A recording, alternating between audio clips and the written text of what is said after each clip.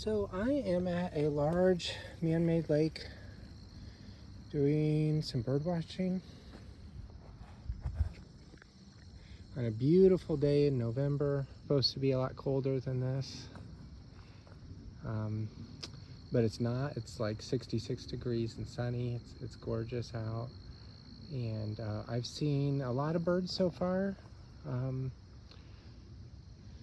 Mostly the regular guys, coots, chickadees, titmouse. There's seagulls out there, black vultures. What else? I was looking for the waxwings. I know they're in the area now, but I have not been able to find any so far. So this is a great place to take children, this kind of place, because there's a lot to look at. So you can kind of just stop about anywhere and see what you can find. Now, these may be invasive, but still, this is a great example of a bivalve.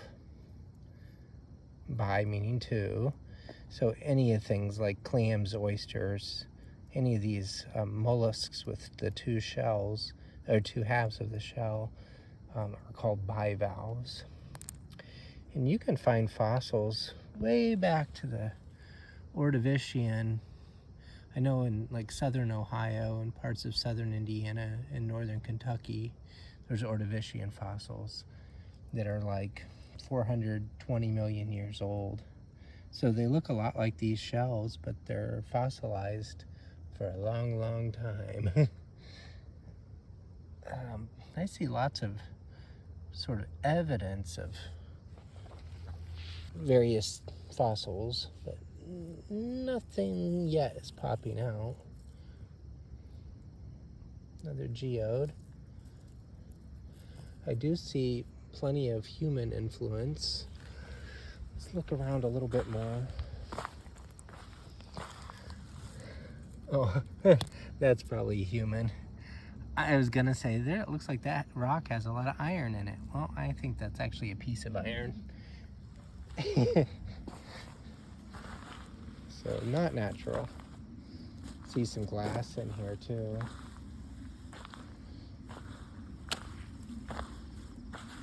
There's kind of big mud flats out there, but I think that'd be difficult to walk in.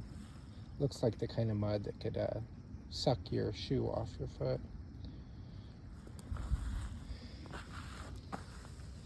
It's a pretty plant. I don't know what that is. I don't know a lot of my plants that are sort of semi-aquatic that live right along the shoreline.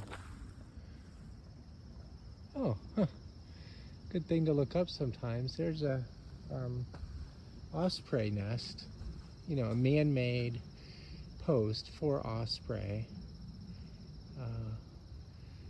I don't see anything up there now, but I'm not at a great angle, and it's probably not the right time of year. But that's good to know. That'd be fun when they're nesting to kind of quietly come and check that spot out.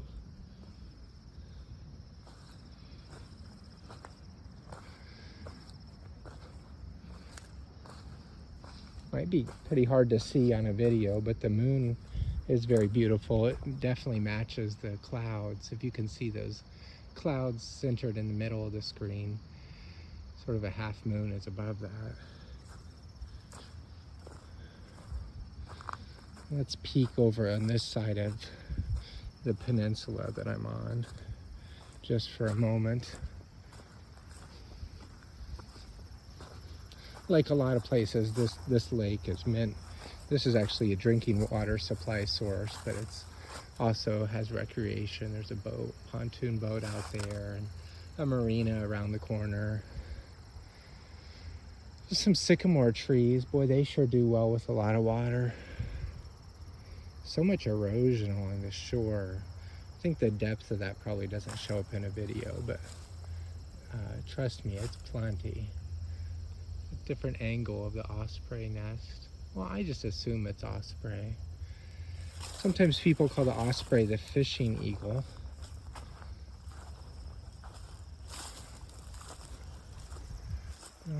Let's look a little bit more. way off in the distance, lots of seagulls.